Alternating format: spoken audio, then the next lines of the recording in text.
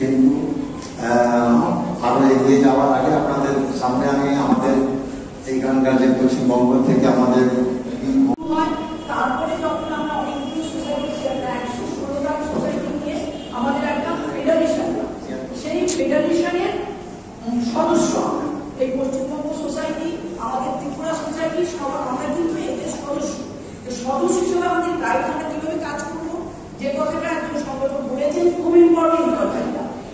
আমাদের কিন্তু একটা কনস্টিটিউশন আছে, ফোরামের একটা সংবিধান, তাদের ভাষায় সেই সংগঠনের আইন নিয়ম গাইডলাইন যেটা সেটা থাকা সকলের কাছে পৌঁছানো দরকার। আমার মনে হয় মুক্তার ভাই যেহেতু এখানে আছেন, আমি মুক্তার ভাইকে বলবো আমাদের যেটা গাইডলাইন রয়েছে, কনস্টিটিউশন রয়েছে, কনস্টিটিউশন অফ ফোরাম, সেটা কিন্তু বাংলায় আমাদের এখানে বা হিন্দিতে সে সকলের কাছে পৌঁছে গেলে গাইডলাইনটা অনেকটা আমাদের কাছে ক্লিয়ার হয়ে যেত। সেটা একটা পয়েন্ট।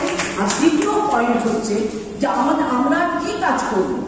আমরা ধরুন বিচার ব্যবস্থা পিছিয়ে আছে, আমরা কি করবো? উইয়ার ভেরি কমন পিপল, আমাদের কি করা লাগছে?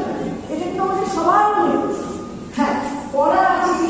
যেমন ধরুন আমাদের মামলা করেছে, অন্তত 100টার কাছাকাছি মামলা করেছে এবং সেখানে অনেকগুলি সাকসেসফুল মামলা हिंसा के उदाहरण और सार्वजनिक उत्सव चिंताजनक रूप से आगे आ रहे हैं। इसकी ये राजनीतिक लोग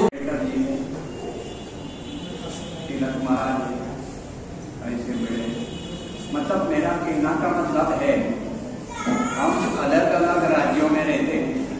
प्राधान्यता क्या होना चाहिए बोलिए, पानी पीने के लिए, हेल्थ के लिए, एजुकेशन के लिए।